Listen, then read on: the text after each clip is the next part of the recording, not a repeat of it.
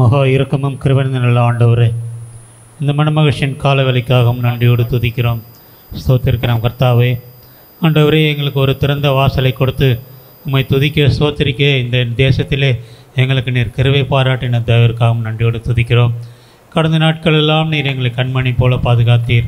எல்லா விதமான இக்கினங்களுக்கும் நாச மோசங்களுக்கும் நீர் எங்களை விலக்கி காத்ததற்காக ஆண்டவரே, இந்த இடத்துல நம்முடைய துதி சோத்திரங்களை செலுத்தி ஆராதிக்கும்படியாக இந்த இடத்துல வந்திருக்கிறோம். சுவாமி, எத்தனையோ மக்கள் கண்ணீரோடு கவலைகளோடு இந்த இடத்துல வந்திருக்கிறார்கள். இந்த இடத்துல ஏறெடுக்கப்படும் ஒவ்வொரு ஜபத்திற்கும் நீர் ஆம் என்றும் ஆமேன் என்றும் பதில் எடுக்க முடியாது நம்மிடத்திலே கெஞ்சுகிறோம். ஆண்டவரே, நீர் ஒரு காலத்திலே பவனி வந்து உன்னதத்திலே ஓசனா என்று மக்கள் துதித்தது போல நாங்களும் உண்மை நாங்கள் துதிக்க கிருபை பாடுறதுக்காக ஸ்தோத்திரம். வரப்போகிற பாடுகளின் வாரங்களை நாங்கள் ஆசரிக்க எங்களுக்கு கிருபை செய்கிறதற்காகவும் நன்றியோடு துதிக்கிறோம். ஆண்டவரே, எங்களுடைய திருச்சபையுடைய பாதுகாக்கிறோம். சுவாமி, அநேக வேலைகள், கட்டுமான வேலைகள், கர்த்தாவே ரினோவேஷன் எல்லாம் நடந்து கொண்டிருக்கிறது. இந்த பண சேவைகளை நீர் சந்திக்க முடியாமல் கெஞ்சுகிறோம்.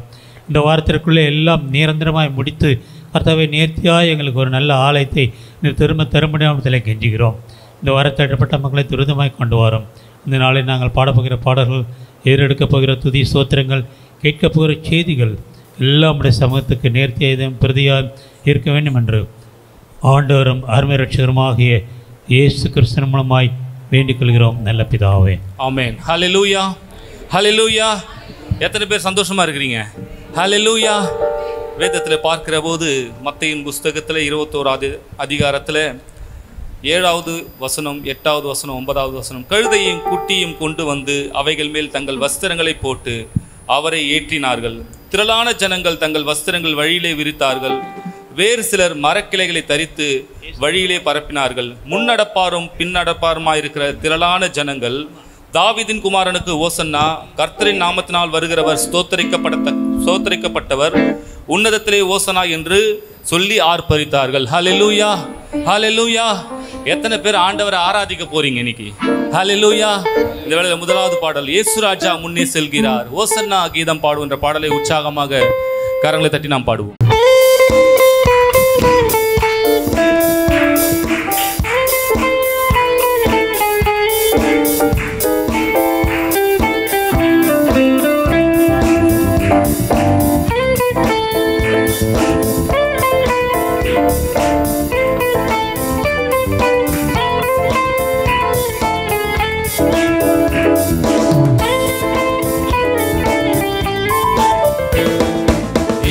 ராஜா முன்னே செல்கிறார், ஓசன்னா கீதம் பாடுவோம். இயேசு ராஜா முன்னே செல்கிறார், ஓசன்னா கீதம் பாடுவோம். வேகம் சென்றிடுவோம், ஓசன்னா ஜெயமே, ஓசன்னா ஜெயமே, ஓசன்னா ஜெயம் நமக்கே, ஓசன்னா ஜெயம் நமக்கே. அல்லேலூயா துதி மகிமை என்றும், அல்லேலூயா துதி மகிமை, அல்லேலூயா துதி மகிமை என்றும், அல்லேலூயா துதி மகிமை. இயேசு ராஜா எங்கள் ராஜா, இயேசு ராஜா எங்கள் ராஜா, என்றென்றும் போற்றிடுவோம். ஓசன்னா ஜெயமே, ஓசன்னா ஜெயமே, ஓசன்னா ஜெயம் நமக்கே, ஓசன்னா ஜெயம் நமக்கே. துன்பங்கள் சூழ்ந்து வந்தாலும், தொல்லை கஷ்டங்கள் தேடி வந்தாலும், துன்பங்கள் சூழ்ந்து வந்தாலும், தொல்லை கஷ்டங்கள் தேடி வந்தாலும், பயமும் இல்லை கலக்கமில்லை, பயமும் இல்லை கலக்கமில்லை, கர்த்தர் நம்முடனே. ஓசன்னா ஜெயமே, ஓசன்னா ஜெயமே, ஓசன்னா ஜெயம் நமக்கே, ஓசன்னா ஜெயம் நமக்கே. யோர்தானின் வெள்ளம் வந்தாலும், எரிகோ கோட்டை எதிர் நின்றாலும், யோர்தானின் வெள்ளம் வந்தாலும், எரிகோ கோட்டை எதிர் நின்றாலும், பயமும் இல்லை கலக்கமில்லை, பயமும் இல்லை கலக்கமில்லை, மீட்பதம் உடனே. ஓசன்னா ஜெயமே, ஓசன்னா ஜெயமே, ஓசன்னா ஜெயம் நமக்கே, ஓசன்னா ஜெயம் நமக்கே. இயேசு ராஜா முன்னே செல்கிறார், ஓசன்னா கீதம் பாடுவோம். இயேசு ராஜா முன்னே செல்கிறார், ஓசன்னா கீதம் பாடுவோம். வேகம் சென்றிடுவோம், ஓசன்னா ஜெயமே, ஓசன்னா ஜெயமே, ஓசன்னா ஜெயம் நமக்கே, ஓசன்னா ஜெயம் நமக்கே. ஹல்லேலூயா, ஹல்லேலூயா. எத்தனை பேர் விசுவாசத்தோடு பாடினீங்க? யோர்தானின் வெள்ளம் வந்தாலும் பயப்பட மாட்டீங்களா? எரிகோ கோட்டை முன்னாடினாலும் பயம் இல்லை. ஏன்னா தடைகளை நீக்கி போடுகிற ராஜா நமக்கு முன்பாக சென்று கொண்டிருக்கிறார். ஹல்லேலூயா, ஹல்லேலூயா. இரண்டாவது பாடலாக ஓசன்னா பாடுவோம் இயேசுவின் தாசரே, உன்னதத்தின் தாவீதுக்கு மைந்தனுக்கு ஓசனா. ஒரு பழைய பாடல், உற்சாகமாக கரங்களை தட்டி நாம் பாடுவோம்.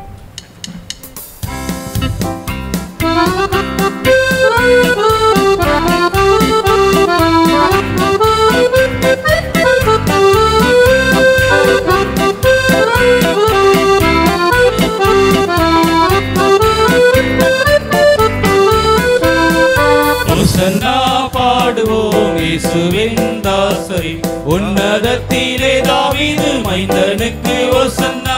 ஓசன்னா பாடுவோம் இயேசுவின் தாசரே, உன்னதத்திலே தாவீது மைந்தனுக்கு ஓசன்னா. முன்னும் பின்னும் சாலை நகர் சின்ன பாலர் பாடினார், முன்னும் பின்னும் சாலை நகர் சின்ன பாலர் பாடினார். அன்று போல இன்று நாமும் அன்பாய் தூதி பாடுவோம், அன்று போல இன்று நாமும் அன்பாய் தூதி பாடுவோம்.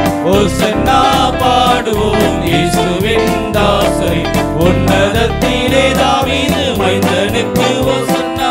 சின்ன மதில் மீதில் ஏறி அன்பர் பவனி போனார், சின்ன மதில் மீதில் ஏறி அன்பர் பவனி போனார். இன்னும் என் அகத்தில் அவர் என்றும் அரசாளுவார், இன்னும் என் அகத்தில் அவர் என்றும் அரசாளுவார். ஓசன்னா பாடுவோம் இயேசுவின் தாசரே, உன்னதத்திலே தாவீது மைந்தனுக்கு ஓசன்னா. பாவமதை போக்கவும் இப்பாவியை கை தூக்கவும், பாவமதை போக்கவும் இப்பாவியை கை தூக்கவும். பாசமுள்ள இயேசையா பவனியாக போகிறார், பாசமுள்ள இயேசையா பவனியாக போகிறார். ஓசன்னா பாடுவோம் இயேசுவின் தாசரே, உன்னதத்திலே தாவீது மைந்தனுக்கு ஓசன்னா. பாலகரின் கீதம் கேட்டு பாசமாக மகிழ்ந்தார், பாலகரின் கீதம் கேட்டு பாசமாக மகிழ்ந்தார். ஜாலர் வீணையோடு பாடி தாரை முத்தி செய்வோம், ஜாலர் வீணையோடு பாடி தாரை முத்தி செய்வோம். ஓசன்னா பாடுவோம் இயேசுவின் தாசரே, உன்னதத்திலே தாவீது மைந்தனுக்கு ஓசன்னா. குரு தோளை ஞாயிற்றில் நாம் குரு பாதம் பணிவோம், குரு தோளை ஞாயிற்றில் நாம் குரு பாதம் பணிவோம். கூடி அருள் பெற்று நாமும் கிறிஸ்துவை போற்றுவோம், கூடி அருள் பெற்று நாமும் இயேசுவையே போற்றுவோம். ஓசன்னா பாடுவோம் இயேசுவின் தாசரே, உன்னதத்திலே தாவீது மைந்தனுக்கு ஓசன்னா. ஓசன்னா பாடுவோம் இயேசுவின் தாசரே, உன்னதத்திலே தாவீது மைந்தனுக்கு. வேதம் சொல்கிறது கர்த்தர் நல்லவர் என்பதை ருசித்து பாருங்கள். ஹல்லேலூயா. எத்தனை பேர் ருசித்திருக்கீங்க? கர்த்தர் நல்லவர். ஹல்லேலூயா. இந்த நாள் வரை நம்மை பாதுகாத்தவர், அவர் நல்லவர். இந்த வேளையிலே உள்ளத்தின் அடியாழத்திலிருந்து கர்த்தர் செய்த நன்மைகளை நினைத்து, ஆண்டவரே நீர் நல்லவராகவே எங்களுடைய வாழ்க்கையில் இருந்து கொண்டு இருக்கிறீங்க. ஆண்டவரே எங்களை சுமந்து கொண்டு வந்திருக்கிறீங்களே, பாதுகாத்து வந்திருக்கிறீங்க, நல்ல சுகத்தை கொடுத்திருக்கிறீங்க, நல்ல ஜீவனை கொடுத்திருக்கிறீங்க ராஜா. இந்த வேளையில் நாங்கள் உம்மை உயர்த்துகிறோம் ஆண்டவரே. அந்த நாளிலே தாவீதின் குமாரனுக்கு ஓசன்னா என்று சொல்லி ஆண்டவரே உம்மை ஸ்தோத்திரிக்கிறோம். உம்மை துதித்தது போல உம்மை ஆர்ப்பரித்தார்கள் என்று சொல்லப்பட்டிருக்கிறது. இந்த வேளையிலே உம்மை நாங்கள் உயர்த்துகிறோம் ஆண்டவரே. உமக்கே நாங்கள் மகிமை செலுத்த நாங்கள் வந்திருக்கிறோம் என்று சொல்லி கர்த்தருடைய நாமத்தை சொல்லி துதிங்கள். ஹல்லேலூயா, ஹல்லேலூயா, ஹல்லேலூயா. இயேசுவே உமக்கு நன்றி ஆண்டவரே, நன்றி ஆண்டவரே, நன்றி ஆண்டவரே. இந்த நாள் வரை எங்களை நடத்தினவர், எங்களை சுமந்தவர், எங்களை பாதுகாத்தவர், எங்களை தப்புவித்தவர் நீர் ஆண்டவரே. உமக்கு நன்றி ராஜா. ஹல்லேலூயா, ஹல்லேலூயா, ஹல்லேலூயா. கர்த்தர் செய்த எல்லா உபகாரங்களுக்காக உமக்கு நாங்கள் நன்றி செலுத்துகிறோம், நன்றி செலுத்துகிறோம், நன்றி செலுத்துகிறோம். ஹல்லேலூயா. அப்பா உம்மை துதிக்கிறோம், உம்மை துதிக்கிறோம், உம்மை துதிக்கிறோம். நீர் நல்லவர் ஆண்டவரே, நீர் வல்லவர் ஆண்டவரே, நீர் உயர்ந்தவர் ஆண்டவரே, நீர் சிறந்தவர் ஆண்டவரே. கர்த்தரை அல்லாமல் தேவன் யார் என்று சொல்லப்பட்டிருக்கிறது. கர்த்தாவே, தேவர்களில் உமக்கு ஒப்பானவர் ஒருவரும் இல்லை ஆண்டவரே.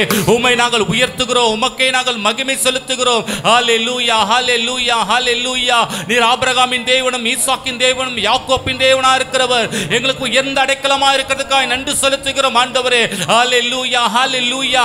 யாக்கோபே, நீ என் தாசன், நீ என்னால் மறக்கப்படுவதில்லை என்று சொல்லி இந்த நாள் வரை எங்களை மறவாமல் நினைத்த என் தகப்பனே, உமக்கு நன்றி ராஜா, நன்றி ஆண்டவரே. ஹல்லேலூயா, ஹல்லேலூயா, ஹல்லேலூயா. வானமுடைய சிங்காசனம் பாதப்படியில ஆண்டவரே, பூமியுடைய பாதப்படியில நின்று உம்மை துதிக்கிறோம் ஆண்டவரே. நீர் உன்னதமானவர் ஆண்டவரே, நீர் உன்னதமானவர் ஆண்டவரே, உயர்ந்தவர் அப்பா. உம்மை துதிக்கிறோம் ஆண்டவரே. ஹல்லேலூயா, ஹல்லேலூயா. இந்த உலகத்தில் இருக்கிறவனை காட்டிலும் ஆண்டவரே எனக்குள்ளாக வாசம் செய்து கொண்டிருக்கிறவர் நீர் பெரியவர் ஆண்டவரே, நீர் பெரியவர் ஆண்டா. ஹல்லேலூயா, ஹல்லேலூயா, ஹல்லேலூயா. இயேசுவே உமக்கு நன்றி, இயேசுவே உமக்கு நன்றி ஆண்டவரே. உம்மை நோக்கி நாங்கள் பார்க்கிறோம் ஆண்டவரே, உம்மை நோக்கி பார்க்கிறோம் ஆண்டவரே. ஆண்டவரே, வேலைக்காரனின் கண்கள் எஜமானை நோக்கி இருக்கமா போல ராஜா, எங்களுடைய கண்கள் எல்லாம் உம்மை நோக்கி இருக்கிறது ஆண்டவரே. ஏனென்றால் உம்மை நோக்கி பார்த்த முகங்கள் எல்லாம் பிரகாசம் அடைந்தன, ஒருபோது வெட்கப்பட்டே போனதில்லை ராஜா. ஹல்லேலூயா, ஹல்லேலூயா, ஹல்லேலூயா. உம்மை துதிக்கிறோம், உம்மை துதிக்கிறோம், உம்மை துதிக்கிறோம். ஓ ரிதரபா ஷதரம ரிபனந்தரபா. இந்த ஜனத்தை எனக்கென்று ஏற்படுத்தினீர், இவர்களின் துதியை சொல்லி வருவார்கள், இவர்களின் துதியை சொல்லி வருவார்கள். எங்களை ஏற்படுத்தினீர் ஆண்டவரே, எங்களை தெரிந்து கொண்டீர் ஆண்டவரே, எங்களை பேர் சொல்லி அழைத்தீர் ராஜா. ஆண்டவரே, உம்மை துதிக்க மாத்திரமே ஆண்டவரே, உம்முடைய நாமத்தை மகிமைப்படுத்துவதற்காகவே ராஜா. ஹல்லேலூயா, ஹல்லேலூயா. கர்த்தர் நல்லவர், கர்த்தர் நல்லவர். அவரை துதியுங்கள், அவர் கிருபை என்றும் உள்ளது, அவர் கிருபை என்றும் உள்ளது. அவர் நம்ம மேல வச்ச கிருபை அது பெரியது, அவர் நம்ம மேல வச்ச இரக்கங்கள் அது பெரியது, அவர் நம்ம மேல வச்ச அன்பு பெரியது. ஹல்லேலூயா, ஹல்லேலூயா, ஹல்லேலூயா. ஓரிதரபா ஷதுரி பிரணந்தரபா ஓரதரம ஷதரம ரிபனந்தரா. அப்பா உம்மை ஸ்தோத்திரிக்கிறோம். கர்த்தரை தன் தெய்வமாக கொண்ட ஜனம் பாக்கியம் உள்ளது சொன்னீரே ராஜா. ஆண்டவரே, உம்மை ஸ்தோத்திரிக்கிறோம் ஆண்டவரே. நீர் எங்களை ஆண்டவரே தெரிந்து கொண்ட கிருபைக்காய் நன்றி ஆண்டவரே. உம்முடைய நாமத்தை உயர்த்தும்படியாக, உம்முடைய நாமத்தை உயர்த்தும்படியாக நீர் எங்களை தெரிந்து கொண்டதற்காய் நன்றி ஆண்டவரே. ஹல்லேலூயா, ஹல்லேலூயா. இயேசுவே உமக்கு நன்றி ராஜா. அப்பா, நீர் உயர்ந்தவர் ஆண்டவரே, நீர் உயர்ந்தவர் ஆண்டவரே, நீர் உன்னதமானவர் ஆண்டவரே. அப்பா உம்மை ஸ்தோத்திரிக்கிறோம். நீர் சர்வ வல்லமுள்ளவர் ஆண்டவரே, நீர் சொல்லாகும், நீர் கட்டளையிட நிற்கும் ஆண்டவரே. உம்மால் கூடாத காரியம் ஒன்றுமே இல்லை ஆண்டவரே. உம்மை நாங்கள் உயர்த்துகிறோம் ராஜா. ஹல்லேலூயா, ஹல்லேலூயா. சங்கீதக்காரனாகிய தாவீது சொல்கிறார், மான்கள் நீரோடை வாஞ்சித்து கதறுது போல என் ஆத்துமா உம்மை நோக்கி வாஞ்சித்து கதறுகிறது. ஆண்டவர் ஜீவனுள்ள தேவன் மேலேயே தாகமாக இருக்கிறது. அவர் மேல ஒரு தாகம், அவர் மேல ஒரே தாகமாக இருக்கிறது. ஒரு ராஜா அவன் எல்லாவற்றையும் மறந்து அவன் தேவன் மேல தாகமாக இருக்கிறார். எப்படியா இருக்கிறார் என்றால், மான்கள் நீரோடைகளை வாஞ்சித்து கதறுது போல என் ஆத்துமா உம்மை நோக்கி வாஞ்சித்து கதறுகிறது. எத்தனை பேர் சொல்ல முடியும்? ஆண்டவரே, என் ஆண்டவரே, உங்க மேல அவ்வளவு தாகமா நான் இருக்கிறேன் ஆண்டவரே. ஒரு மான் ஆண்டவரே தண்ணீரை தன் தாகத்தை தீர்த்துக் கொள்ளும்படியாய் பல கிலோமீட்டர்கள் கடந்து செல்லும் ஆண்டவரே. ஆண்டவரே, என்னுடைய தாகம் உன் மேல இருக்கிறது ராஜா. ஹல்லேலூயா, ஹல்லேலூயா. இந்த பாடலை கருத்து உணர்ந்தவர்களாய் நாம் பாடுவோம். மான்கள் நீரோடை வாஞ்சிப்பது போல் என் ஆத்துமா வாஞ்சிக்குதே. நீர் மாத்திரம் இந்த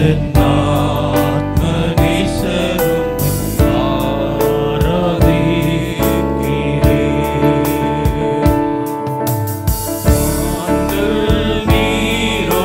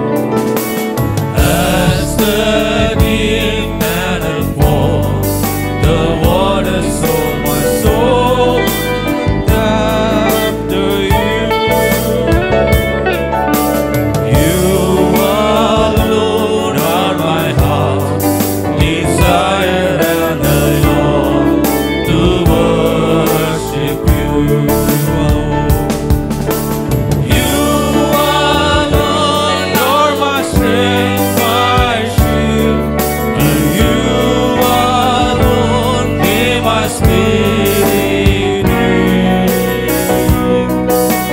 You alone are my heart desire, the Lord, to worship you.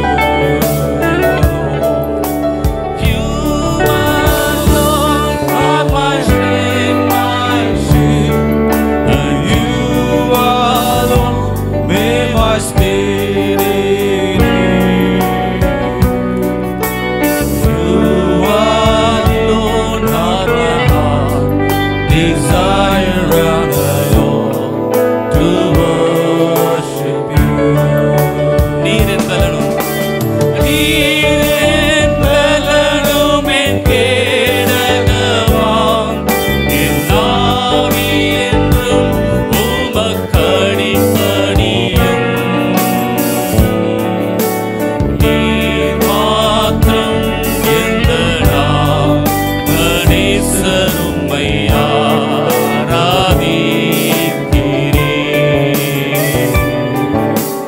நீர் மாத்திரம் எந்த மனீசர் உம்மை ஆராதிக்கிறேன்.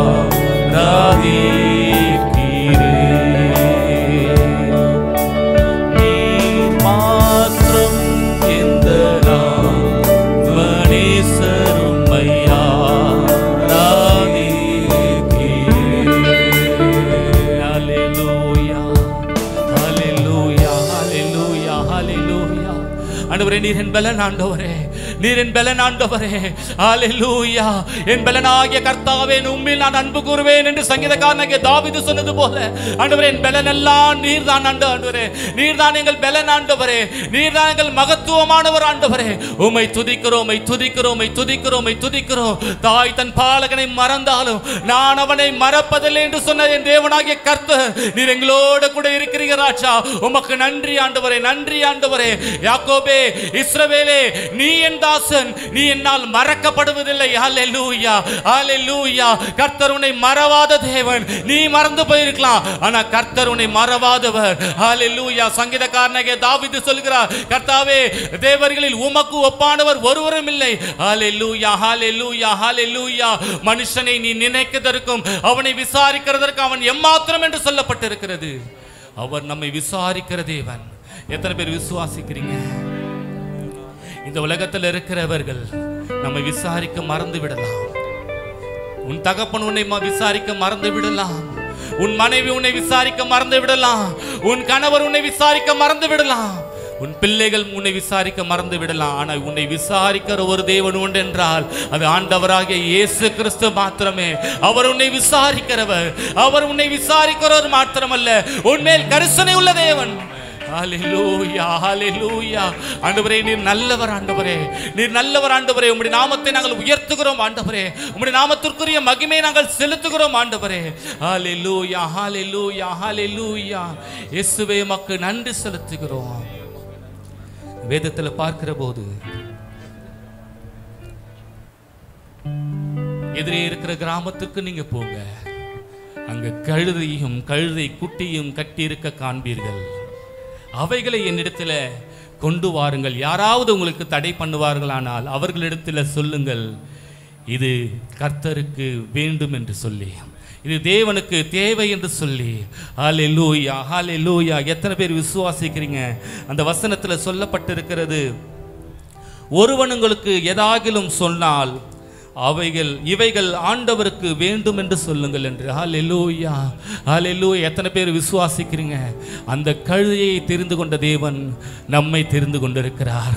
நான் ஆண்டவருக்கு வேண்டும் என்று என்னை அவர் தெரிந்து கொண்டிருக்கிறார். கரங்களை உயர்த்தி சொல்லுங்க, ஆண்டவரே, அந்த கழுதை குட்டியை நீங்க சொன்னீங்க, இது ஆண்டவருக்கு வேண்டும் என்று சொல்லுங்கள் என்று சொல்லி இந்த உலகத்தில் ஞானிகளை வெட்கப்படுத்தும்படியாக பைத்தியமான எங்களை ஆண்டவரை நீர் வேண்டும் என்று சொல்லி, எனக்கு இந்த ஜனம் இவன் வேண்டும் என்று சொல்லி நீர் எங்களை தெரிந்து கொண்ட கிருபைக்காய் உமக்கு நன்றி செலுத்துகிறோம் ஆண்டவரே. ஹல்லேலூயா ஹல்லேலூயா ஹல்லேலூயா. எத்தனை பேர் விசுவாசிக்கிறீங்க? கர்த்தரை நாம் தெரிந்து கொள்ளவில்லை, அவரை நாம் தெரிந்து கொள்ளவில்லை. அவர்தான் நம்மை பேர் சொல்லி அழைத்திருக்கிறார். தாயின் கருவிலே அவருடைய கண்கள் நம்முடைய கருவை கண்டது. அவர் அந்த நாளிலே நம்மை பேர் சொல்லி அழைத்திருக்கிறார். ஹல்லேலூயா ஹல்லேலூயா. கர்த்தரை தம் தெய்வமாக கொண்ட ஜனம் பாக்கியம் உள்ளது. யாரெல்லாம் நீங்க அதிர்ஷ்டசாலி இல்லைன்றாங்களோ அவர்களுக்கு முன்பாக சொல்லுங்க, நான் பாக்கியவதி, நான் பாக்கியவான், ஏன்னா நான் ஆண்டவரை நான் ஆராதிக்கிற பிள்ளை, நான் தேவனை ஆராதிக்கிற பிள்ளை என்று சொல்லி. ஹல்லேலூயா. இந்த வேளையில் ஆண்டவரிடத்தில் ஒப்பு கொடுத்தவர்களாக இந்த பாடலை பாடுவோம். ஆண்டவரே, நான் உங்களுடைய பிள்ளை, ஆண்டவரே நீர் எங்களை தெரிந்து கொண்ட கிருபைக்காய் உமக்கு நன்றி என்று சொல்லி கர்த்தரிடத்தில் ஒப்பு கொடுத்தவர்களாக இந்த பாடலை பாடுவோம்.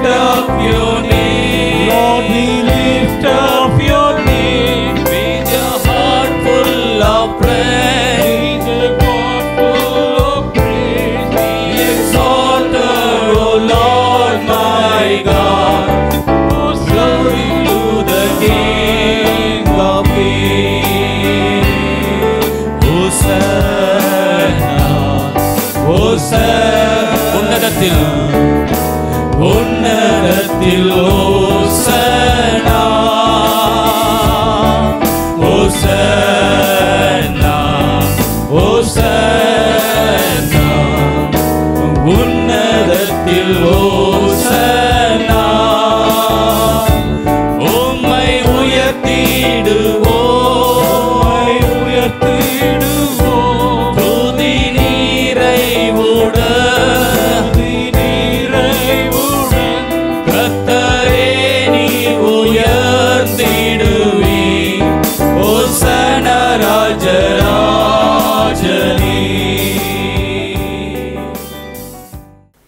கர்த்தருடைய நாமத்திற்கு மகிமை உண்டாவதாக. இந்த நாளிலே உங்களோடு கூட இணைந்து தேவனுடைய நாமத்தை மகிமைப்படுத்தவும், தேவனுடைய வார்த்தைகளை பகிர்ந்து கொள்ளவும், கர்த்தர் பாராட்டின ஈடில்லா கிருபைகளுக்காய் கர்த்தரை நன்றியோடு கூட ஸ்தோத்திரிக்கிறேன்.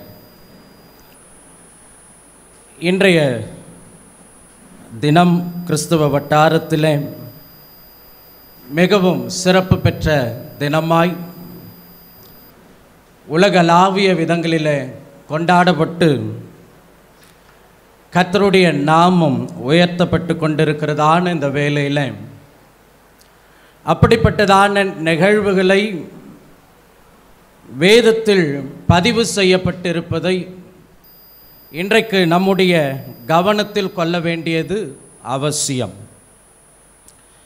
இப்படிப்பட்டதான நிகழ்வை குறித்து எல்லா நாட்களிலும் பிரசங்கிக்கப்பட இயலாத சூழலில் இந்த விசேஷித்த நாட்களில் அவைகளின் வரலாறு அல்லது செய்தி அல்லது கற்றுத்தரக்கூடிய பாடங்களை நாம் கற்றறிந்து கொள்ள வேண்டியது நம்முடைய கிறிஸ்தவ வாழ்க்கைக்கு மிகுந்த பிரயோஜனமாய் இருக்கும். இந்த குருத்தோலை அல்லது கிறிஸ்துவின் பவனி என்பது எதற்காக அனுசரிக்கப்படுகிறது என்பதை எவ்வளவு வேதத்தை நாம் வாசித்திருந்தாலும் அவ்வப்பொழுது அது நினைவூட்டப்படக்கூடிய காரியமாய் இருக்கிறது.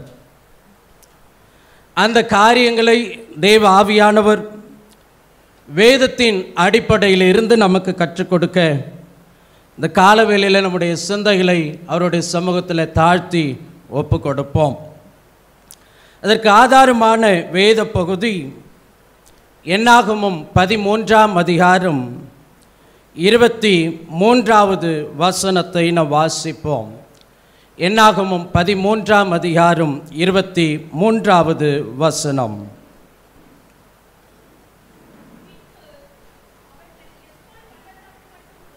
அவர்கள் எஸ்கோல் பள்ளத்தாக்கு மட்டும் போய் அங்கே ஒரே குலையுள்ள ஒரு திராட்சை கொடியை அறுத்தார்கள். அதை ஒரு தடியிலே 2 பேர் கட்டி தூக்கி கொண்டு வந்தார்கள். மாதுளம்பழங்களிலும் அத்திப்பழங்களிலும் சிலவற்றை கொண்டு வந்தார்கள். வேதாகமத்தின் பல பிரதிகளிலே ஒலிவப்பழமும் சேர்க்கப்பட்டிருக்கிறது.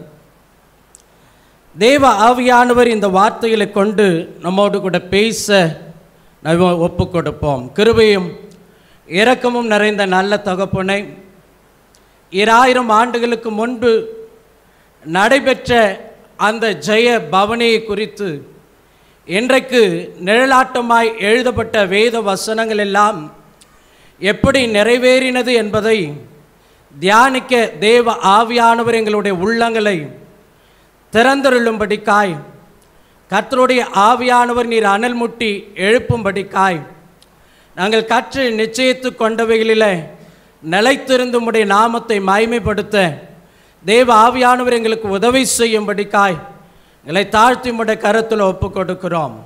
நாங்கள் சிறுகவும் நீர் பெருகவும், எங்களுக்கல்ல கர்த்தாவே, எங்களுக்கல்ல, உடைய நாமத்திற்கு மகிமை உண்டாகும்படிக்கு உடைய திவ்ய வார்த்தைகள் இந்த காலவேளையில் திருச்சபை நடுவே வெளிப்படும்படிக்கு அடியானை தாழ்த்தி ஒப்பு கொடுக்கிறேன். கர்த்தர் நீர் மறைத்து வெளிப்படும், உடைய நாமத்தை மகிமைப்படுத்தும். கர்த்தராகிய இயேசுவின் வல்லமுள்ள நாமத்தில் பிதாவே, ஆமென். கிறிஸ்துவின் பவனி என்று சொல்லி பழையபடி பள்ளத்தாக்கிற்கு சென்று விட்டாரே என்று சொல்லி இந்த வசனத்தை வாசிக்கிற பொழுது கேள்விகள் எழும்பலாம். பள்ளத்தாக்கின் அனுபவங்கள் பகுதி 11 இன்றைக்கு நாம் தியானிக்க இருக்கிறோம். பகுதி 11 18வது பள்ளத்தாக்காக திராட்சை கொத்து பள்ளத்தாக்கு இயேசு கிறிஸ்துவின் பவனியை குறிப்பதாக இருக்கிறது. திராட்சை கொத்து பள்ளத்தாக்கு இயேசு கிறிஸ்துவின் பவனி, இதைதான் நாம் இன்றைக்கு தியானிக்க இருக்கிறோம். இதுவரைக்கும் தியானித்தவைகளை ஞாபகத்தில் கொண்டு வந்து தொடர்ந்து சிந்திக்க தேவ ஆவியானவர் நமக்கு உதவி செய்வாராக. பள்ளத்தாக்கின் அனுபவங்கள் பகுதி 1 5 விதமான பள்ளத்தாக்கை குறித்து நாம் தியானித்தோம்.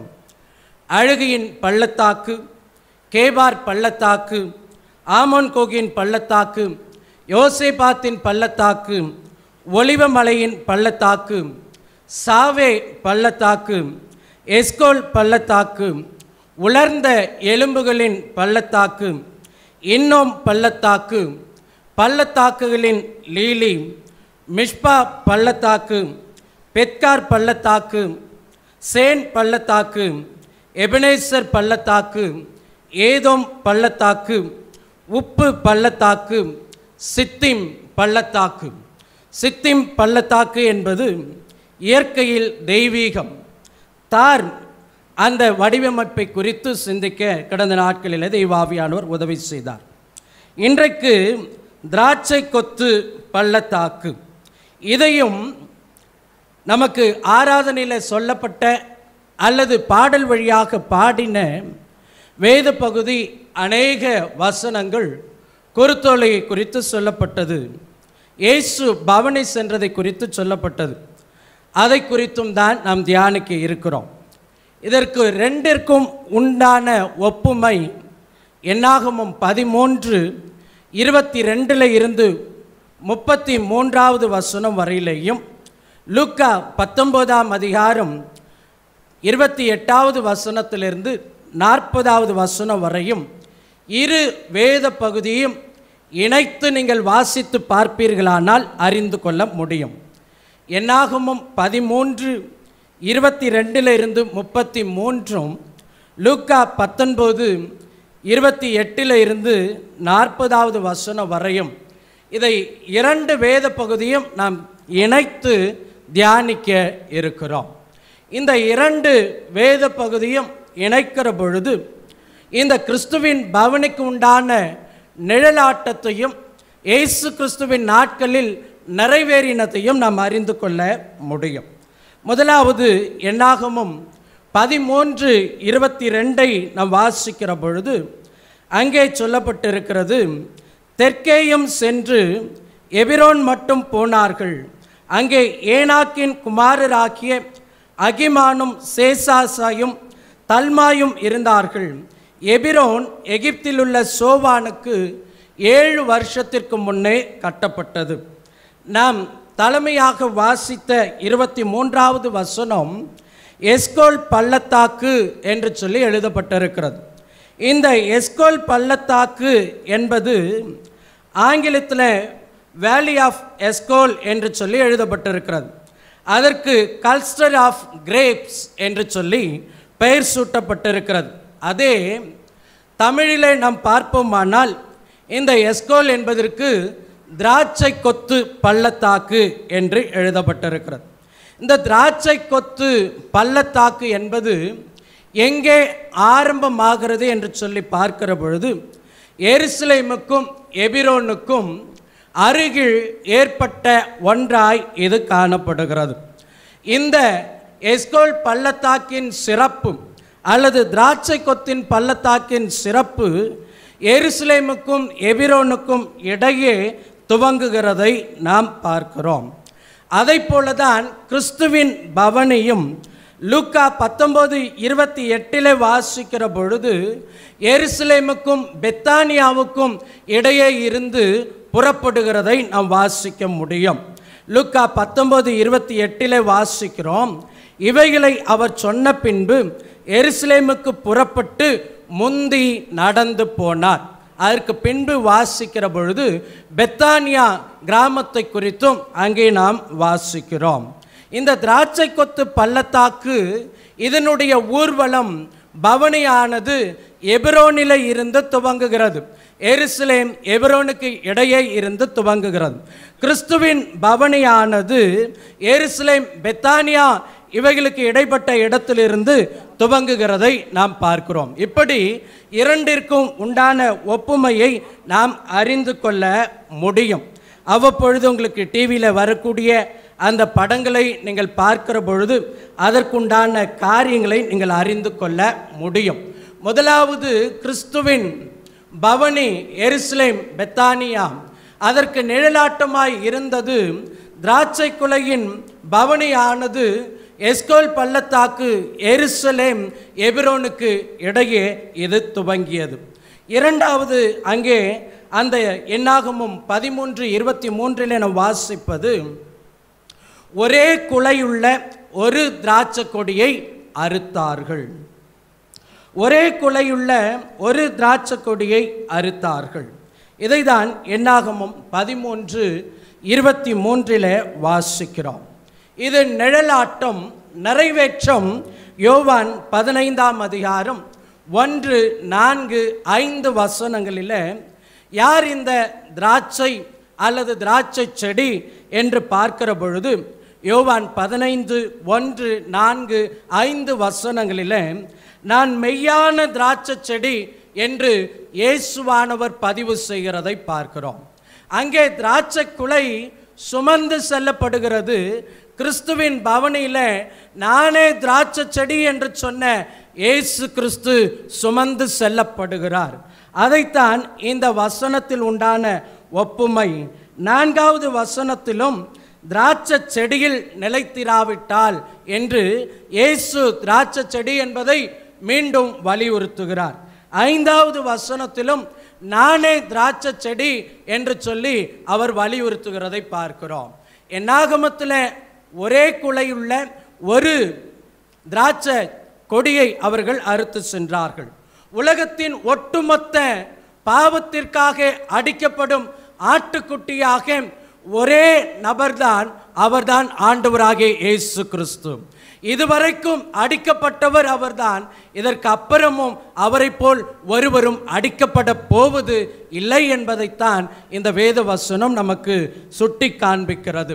கிறிஸ்துவின் பவனியில் திராட்சை இயேசு கிறிஸ்துவை குறித்து பேசப்படுகிறதை நாம் அங்கே பார்க்கிறோம். அதற்கு அடுத்ததாக என்னாகமும் 13:23 அங்கே காணப்படுவது என்ன? ஒரு தடி. எருசலேம் எபிரோனில் இருந்து இந்த பவனி புறப்படுகிறது திராட்சை குலையை சுமந்து கொண்டு. இயேசுவின் பவனி எருசலேம் பெத்தானியாவில் இருந்து புறப்படுகிறது இயேசு கிறிஸ்துவை சுமந்து கொண்டு. இதை சுமப்பது எது? என்னாகமும் 13:23 நாம் வாசிக்கிறோம், ஒரு தடியிலே என்று சொல்லி எழுதப்பட்டிருக்கிறது. இந்த திராட்சை குலையை சுமப்பது ஒரு தடி. ஆண்டவராகிய இயேசு கிறிஸ்துவின் பவனியிலே ஆண்டவராகிய இயேசு கிறிஸ்துவை சுமப்பது ஒரு கழுதை. லூக்கா 19:30 வாசிக்கிறோம், உங்களுக்கு எதிரே இருக்கிற கிராமத்துக்கு போங்கள், அதில் பிரவேசிக்கும் பொழுது மனுஷரில் ஒருவனும் ஒரு காலும் ஏறியிராத கழுதை குட்டியை கட்டியிருக்க காண்பீர்கள். இதில் 1 or 2 குறிப்பிடப்படவில்லை.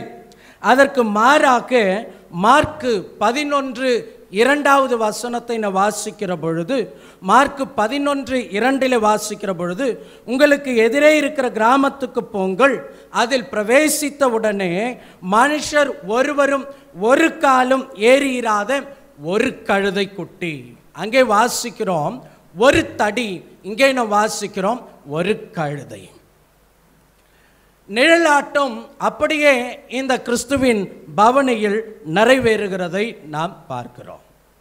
இந்த தடி எஸ்கோல் பள்ளத்தாக்கிலே அது எங்கே கிடந்ததோ, எப்படி கிடந்ததோ, அதற்கு வந்த வாழ்வு, வந்தவர்கள் சுமந்து செல்லக்கூடிய ஒரு வாழ்வு அதற்கு கிடைத்தது.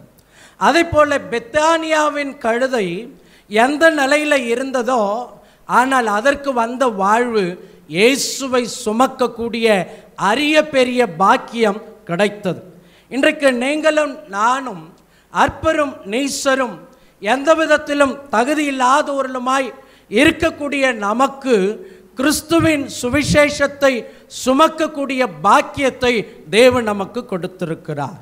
கிறிஸ்துவின் பவனியின் நாட்களில் கழுதையானது கிறிஸ்துவை சுமந்து சென்றது போல இந்த பவனியை நினைவு கூறக்கூடிய நாட்களில் இயேசு நல்லவர் என்பதை நாம் சுமந்து சென்று எல்லோருக்கும் பறைசாற்ற வேண்டியது அவசியமாய் இருக்கிறது. இதுதான் இந்த தடி அல்லது கழுதை நமக்கு கற்றுக் கொடுக்கக்கூடிய ஒரு பாடம். இன்னொரு பாடம் என்ன அப்படி என்று சொல்லி பார்த்தால், இந்த பக்கம் நாம் தடி என்று சொல்லி வாசிக்கிறோம். இயேசு கிறிஸ்துவின் காலத்தில் இந்த தடியானது ஒரு மரத்தில் இருந்து வந்தது தான் இந்த தடி. ஒரு தடி. லூக்கா சுவிசேஷம் 23ஆம் அதிகாரம் 32 33 வசனத்தை நாம் வாசிக்கிற பொழுது, அங்கே ஆண்டவராகிய இயேசு கிறிஸ்து குற்றவாளியாக தீர்க்கப்பட்டு அவரை சிலுவையில் அறைய வேண்டும் என்று சொல்லி ஒப்பு கொடுத்தார்கள். அப்படி ஒப்பு கொடுக்கப்படுகிற பொழுது முதலாவது ஒரு சிலுவையை இயேசு கிறிஸ்து அங்கே சுமந்து செல்லுகிறதை பார்க்கிறோம். இங்கே ஒரு தடி, இங்கே ஒரு சிலுவை. அதை குறித்து லூக்கா 23:32 வசனம் 33வது வசனத்தில் நாம் வாசிக்கிறோம். இங்கே தடியாய் காணப்பட்ட மரம் இங்கே இயேசு கிறிஸ்துவின் நாட்களில் சிலுவையாய் இங்கே காட்சி கொடுக்கிறதை நாம் பார்க்கிறோம். எனக்கு அருமையான தேவனுடைய ஜனமே, கர்த்தர் நம்மை எப்படி வைத்திருக்கிறாரோ அந்த நிலையில் இருந்து ஆண்டவருக்கென்று நாம் பயன்பட நம்மை அர்ப்பணிக்க வேண்டியது அவசியமாய் இருக்கிறது. அது தடியானாலும் அது தேசத்திற்கு சுமந்து செல்லப்பட பயன்பட்டது. கிறிஸ்துவின் நாட்களில் அது மரமானாலும் அது சிலுவையாய் பயன்பட்டது. அது நிழலாட்டத்தின் காலத்தில் தடியாய் இருந்தாலும் திராட்சை கொலையை சுமந்து செல்ல பயன்பட்டது. கிறிஸ்துவின் காலத்தில் அது ஒரு கழுதையாக அங்கே பயன்படுத்தப்படுகிறதை நாம் பார்க்கிறோம். இந்த சிலுவையை குறித்ததான ஒரு பாரம்பரிய கதை ஒன்று உண்டு. 2 ஆண்டுகளுக்கு முன்பதாக ஒரு திருமண செய்தியிலே அந்த காரியத்தை நான் பகிர்ந்து கொண்டிருக்கிறேன்.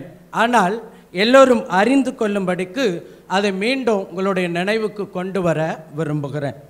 ஒரு கிராமத்தில் மரத்தோடு நன்கு பழகிய ஒரு வாலிபன், அவன் பள்ளிக்கூடத்திற்கு போய் வந்த உடனே மாலை வேளையில் தன்னுடைய ஸ்கூல் பேக்கெல்லாம் கழட்டி போட்டுட்டு சட்டையெல்லாம் கழட்டி போட்டுட்டு மரத்தடியில் வந்து ஊஞ்சல் கட்டி அவன் விளையாடுவான். அவனுக்கு மிகுந்த சந்தோஷமாய் இருக்கும். அது பெரிய மரம். அவன் அதோடு கூட பேசுவான், விளையாடுவான், சந்தோஷமாய் தன்னுடைய காலத்தை கழித்தான். அவ்வப்பொழுது மரத்தோடு கூட சொல்லக்கூடிய காரியம், நான் வந்து இளைப்பாறுவதற்கு நீ எனக்கு பிரயோஜனமாய் இருக்கிறாய், நான் வந்து விளையாடுவதற்கு எனக்கு பிரயோஜனமாய் இருக்கிறாய் என்று அந்த மரத்தோடு கூட பேசுவான். இது பள்ளி பருவத்தில். கல்லூரிக்கு போகக்கூடிய பருவத்தில் இன்னும் கொஞ்சம் வளர்ந்ததற்கு பின்பு அதற்கு கீழாக வந்து அமர்ந்து உடற்பயிற்சி செய்யக்கூடிய ஒரு இடமாக அந்த மரத்தின் நிழல் அவனுக்கு மாறியது. அது அவனுக்கு சுகத்தை கொடுத்தது. அதற்கு அடுத்தது அவன் படிப்பை முடித்து வேலைக்கு செல்லக்கூடிய பருவம் வந்தது. அவன் வேலைக்கு சென்று சம்பாதித்த சம்பாத்தியங்கள் எல்லாம் குறைவாய் காணப்பட்டது. அவனுடைய தேவைகளை பூர்த்தி செய்யக்கூடாததாய் காணப்பட்டது. மரத்தின் அடியிலே வந்து உட்கார்ந்து பேசுகிறான். மரமே, நான் சிறு குழந்தையாய் இருந்திருந்தால் எவ்வளவு நலமாய் இருந்திருக்கும். நான் சின்ன பிள்ளையாக இருக்கும் போது உன்னுடைய மரத்து நிழலில் ஓடி ஆடி விளையாண்டேன். ஆனால் இப்போ நான் கஷ்டப்பட்டு சம்பாதிக்கிறேன். என்னுடைய சம்பாத்தியம் எனக்கும் என்னுடைய வீட்டிற்கும் போதுமானதாய் இல்லை. மரம் அவனோடு கூட பேசினதாம். நீ என்னுடைய நண்பன், சிறு வயதிலிருந்து என்னோடு கூட இருக்கிறாய், நீ ஏன் கவலைப்படுகிறாய்? என்னை பார், நான் பறந்து விரிந்து வளர்ந்திருக்கிறேன். என்னில் ஒரு பக்கத்தை நீ வெட்டிக்கோ, வெட்டிட்டு இதை நீ பலகையாக்கி விற்றுக்கொண்டா அதன் மூலமாய் வரக்கூடிய பணத்தை வைத்து உன்னுடைய குறைவுகளை போக்கிக்கொள். மரம் சொன்னதை கேட்டு அந்த வாலிபனுக்கு மிகுந்த சந்தோஷம். அதே போல் ஆட்களை வைத்தான். எல்லாவற்றையும் செய்து அதை பலகைகளாக விற்பனை செய்து அவனுடைய தேவைகள் எல்லாம் பூர்த்தியாக்கப்பட்டது. காலங்கள் சென்ற பின்பு அவனுக்கு திருமணம் நடைபெற்றது. திருமணம் நடைபெற்ற பொழுது குடும்பம் பெரிதான பொழுது அவனுக்கு வருமானம் போதவில்லை. திரும்பவும் மரத்தின் கீழ் வந்து யோசிக்கிறான். மரமே, நான் வேலைக்கு செல்லாமல், திருமணமாகாமல், கல்லூரிக்கு போகாமல் சிறு பிள்ளையாய் இருந்திருந்தாலே நன்றாய் இருந்திருக்கும். இப்பொழுது என்னுடைய வேதனை அதிகமாகி கொண்டிருக்கிறது, பண பற்றாக்குறை உருவாகி கொண்டிருக்கிறது. அதற்கு மரம் சொன்னதாம், நீ ஏன் கவலைப்படுகிறாய்? இன்னும் ஒரு பக்கம் இருக்கு இல்லையா, அதையும் நீ வெட்டி கொண்டு போய் நீ விற்று பணமாக்கி உன்னுடைய தேவையை சந்தித்துக்கொள். அவன் அதையும் வெட்டி கொண்டு போய் விற்று தேவைகளெல்லாம் சந்தித்து கொண்டு அவன் வாழ்ந்தான். 40 வயதிற்கு மேலாக அவனுக்கு மாறியது. கணவன் மனைவி என்ற நிலையில் இருந்து 2 பிள்ளைகள், கணவன் மனைவி என்கிற நிலையில் குடும்பம் பெரிதானது. தாய் தகப்பனை பராமரிக்க வேண்டும், தேவைகள் அதிகம், மருத்துவ செலவினங்கள் அதிகம். இப்போ கவலை முகத்தோடு கூட மீண்டும் செங்குத்தாய் இருக்கிற மரம், அதாவது கையில்லாத மரம் அப்படின்னு சொல்லலாம். 2 பக்கமும் வெட்டப்பட்டுருச்சு, நடுவில் மாத்திரம் இருக்கு. மரத்தடியில் போய் துக்க முகமாய் நிற்கிறான். அந்த மரம் என்னப்பா என்று சொல்லி கேட்கிறது. எனக்கு குடும்பத்தை பராமரிக்கணும், அப்பாவுக்கு உடம்பு சரியில்லை, அம்மாவுக்கு உடம்பு சரியில்லை, பிள்ளைகளுக்கு தேவை இருக்கிறது, ஏராளமாய் இருக்கிறது, என்ன செய்வதுன்னு தெரியல. அப்ப அந்த மரம் சொன்னதா, என்னை முழுமையாய் வெட்டிவிடு, என்னை முழுமையாய் வெட்டி நீ விற்று உன்னுடைய தேவைகளை பூர்த்தி செய்து கொள். அவன் அந்த மரத்தை முழுமையாய் வெட்டி அவன் கடைக்கு அனுப்பினான். அந்த மரம் தன்னை முழுவதுமாய் தியாகம் செய்து அவனுக்கு வேண்டியவைகளை சந்தித்தது, அவனுடைய இழப்பிலிருந்து அவனை மீட்டது. அந்த மரம் போன இடத்துல அதற்கு வந்த மேன்மை என்னவாம், ஒருவன் அந்த இடத்திற்கு வந்த பொழுது எனக்கு நல்ல மரத்தினால் சிலுவை வேண்டும் என்று சொல்லி கேட்டானாம்.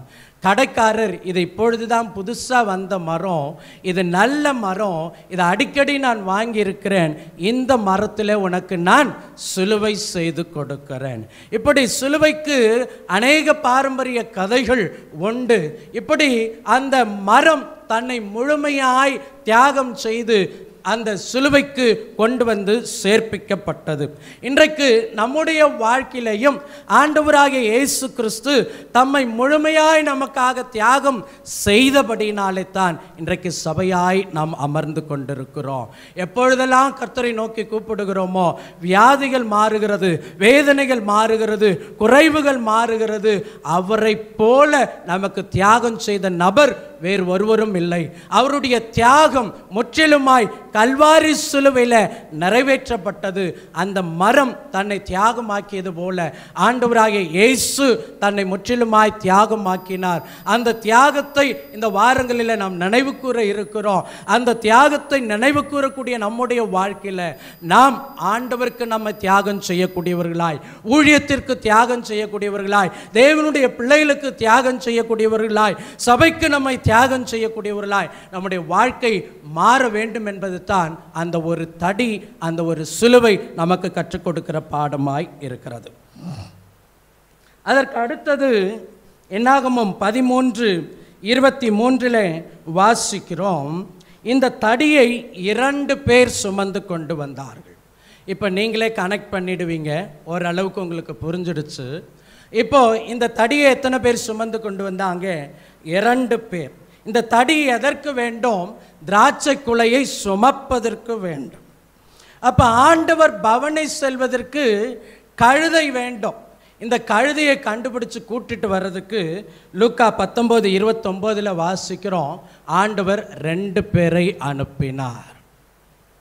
இந்த தடியை சுமப்பதற்கு 2 பேர், இங்க கழுதையை கூட்டிட்டு வருவதற்கு 2 பேர் அங்கே அனுப்பப்பட்டார்கள். இன்றைக்கு தேவனுடைய சமூகத்தில் அல்லது திருச்சபை என்கிற சமுதாயத்தில் பறந்து விரிந்து கிடக்கிற கிறிஸ்துவ வட்டாரத்தில் எத்தனையோ பேர் இருந்தாலும் சில சமயங்களில் தேவனுடைய ஊழியத்தை நிறைவேற்றுவதற்கு 2 பேர் அவசியப்படுகிறார்கள். அந்த 2 பேர் பட்டியலில் நீங்களும் நானும் இடம் பெற வேண்டும் என்பதைத்தான் இந்த கிறிஸ்துவின் பவனி நமக்கு கற்றுக் கொடுக்கிறது. அந்த 2 பேர் அந்த தடியை சுமக்க அவர்கள் தங்களை அர்ப்பணித்தார்கள்.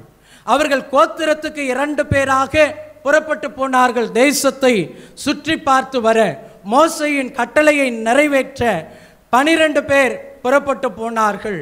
அங்கே இருக்கக்கூடிய 12 பேரில் 2 பேர் அவர்கள் இந்த தடியை சுமப்பதற்கு அர்ப்பணித்தார்கள்.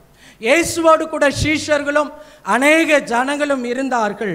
ஆனால் இந்த 2 பேர் இந்த கழுதையை அழைத்து கொண்டு வருவதற்கு தங்களை அர்ப்பணித்தார்கள். இப்போ ஆண்டவருடைய ஊழியத்திற்கு, திருச்சபையின் காரியங்களுக்கு, மிஷனரி ஊழியங்களுக்கு எல்லாவற்றுக்கும் இன்றைக்கு ஆட்கள் பற்றாக்குறையாய் இருக்கிறது. ஆண்டவர் நம்மை தேடிக்கொண்டிருக்கிறார். இந்த 2 பேருடைய பட்டியலில் நாம் பங்கு பெறுவோம். ஆனால் தேவனுடைய ஊழியத்தை நிறைவேற்றி தேவனுடைய சன்னிதானத்தில் உண்மையும் உத்தமுள்ள ஊழியக்காரனே என்று சொல்லி தேவனால் அழைக்கப்படக்கூடிய வரிசையில் நாம் நிற்போம் என்பதில் எந்த விதமான சந்தேகமும் இல்லை. நிழலாட்டம் 2 பேர் அர்ப்பணித்தார்கள். கிறிஸ்துவின் பவனிக்கு 2 பேர் அர்ப்பணித்தார்கள். இது அதோடு கூட நின்று போகவில்லை. இன்னொரு பாடத்தையும் இந்த 2 பேரில் இருந்து கற்றுக்கொள்ளுகிறோம். இந்த 2 பேரை குறித்து நமக்கு கற்றுக்கொள்ளக்கூடிய காரியம் அடுத்தது. லூக்கா 19:28 இருந்து 40 இந்த பகுதியில் பார்க்கிறோம். யோவான் 19:17 இருந்து 18 வரை வாசிக்கிற பொழுது ஆண்டவராகிய இயேசு கிறிஸ்து சிலுவையை சுமந்து கொண்டு போனார். அவரை மட்டும் அறையவில்லை, பின்பு 2 சிலுவைகள் அங்கே கல்வாரி மலைக்கு கொண்டு வரப்பட்டு 2 பக்கத்தில் வைக்கப்பட்டு 2 கல்வர்கள் அறையப்பட்டார்கள். 2 கல்வர்கள் அறையப்பட்டார்கள்.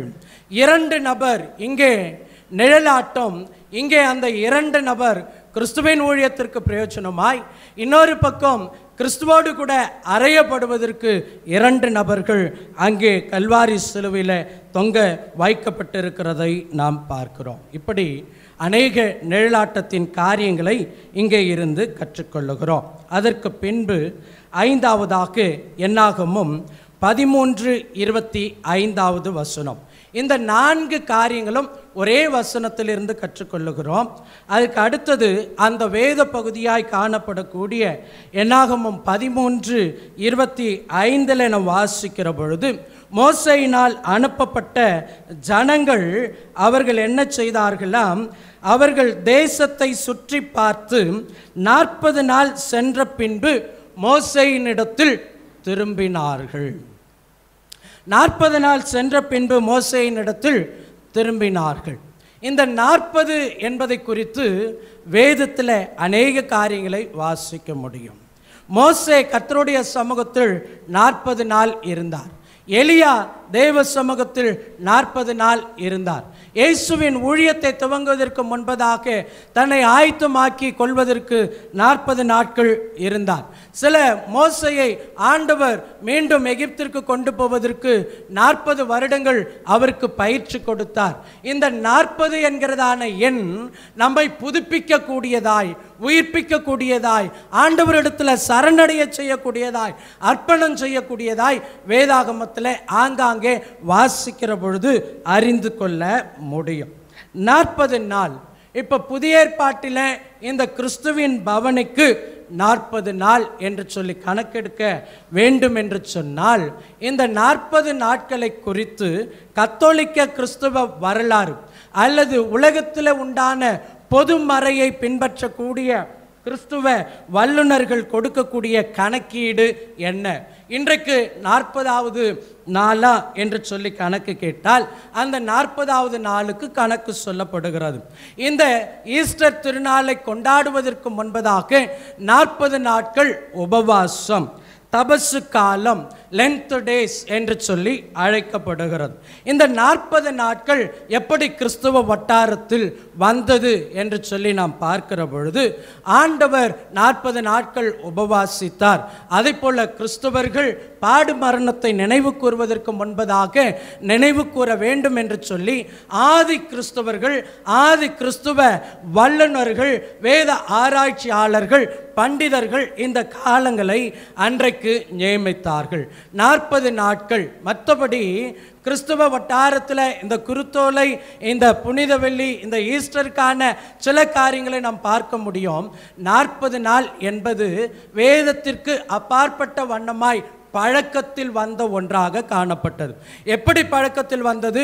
மோசேயின் ஜெபம், எலியாவின் ஜெபம் என்று சொல்லி இப்படி பழக்கத்தில் கொண்டு வந்தார்கள். அப்படியானால் இந்த உபவாச ஜெபம் என்பது எப்பொழுது துவங்கப்படுகிறது என்று சொல்லி பார்க்கிற பொழுது, கிறிஸ்துவின் உயிர்த்தெழுதல் 46 நாட்களுக்கு முன்பதாக, அதுதான் மெயின்லைன் சர்ச்சஸ் என்று அழைக்கப்படக்கூடிய சிஎஸ்ஐ சபைகளிலேயும் கத்தோலிக்க சபைகளிலேயும் அட்வென்ட் சபைகளிலேயும் சாம்பல் புதன் என்று சொல்லி அன்றைக்கு அந்த நாளை நியமித்து அன்று முதற்கொண்டு, அதாவது வருகிற புதன்கிழமை வரைக்கும் உபவாசம் இருப்பார்கள். இந்த புதன்கிழமை வரைக்கும் 40 நாட்கள் கணக்கிடுகிறார்கள்.